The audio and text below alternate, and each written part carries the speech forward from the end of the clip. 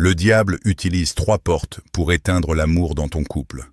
La première paraît légitime, la deuxième passe inaperçue, et la troisième est la plus dangereuse, parce qu'elle tue sans bruit. 1. L'orgueil, la porte la plus visible. Quand tu veux avoir raison, plutôt que préserver la paix, tu ouvres une brèche. L'orgueil murmure « Céder, c'est perdre ». Mais dans le mariage, céder par amour, c'est choisir de gagner ensemble. Le diable déteste l'humilité, parce qu'elle attire la grâce. Souviens-toi de Jacques 4,6. Dieu résiste aux orgueilleux, mais il fait grâce aux humbles. Alors parfois, aimer, c'est simplement se taire et prier. 2. L'habitude, la porte silencieuse. Quand tu ne dis plus merci, quand tu ne regardes plus ton conjoint comme un cadeau, l'amour se refroidit sans que tu t'en rendes compte. Le diable adore cette routine où le cœur s'endort. Mais Dieu te rappelle, dans Apocalypse 2,4, tu as abandonné ton premier amour.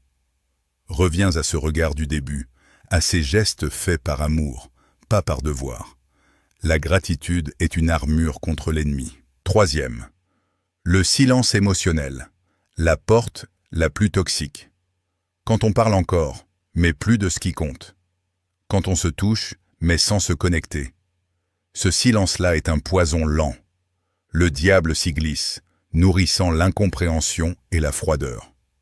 Mais Proverbe 15:1 dit « Une réponse douce apaise la colère ». Ne laisse pas la distance s'installer. Choisis de parler avec douceur et vérité. Souviens-toi, le diable ne détruit pas un couple en un seul jour. Il s'infiltre dans les petits manques, une prière oubliée, un mot non dit, une fierté gardée.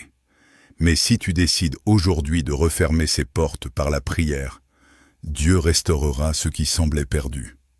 Si ce message t'a parlé, écris « Amen » en commentaire. Si tu es encore debout aujourd'hui, c'est par la grâce de Dieu. Écris « Amen ». Si tu désires apprendre la parole et te préparer sérieusement, écris-nous via le numéro WhatsApp affiché à l'écran. Le groupe est gratuit.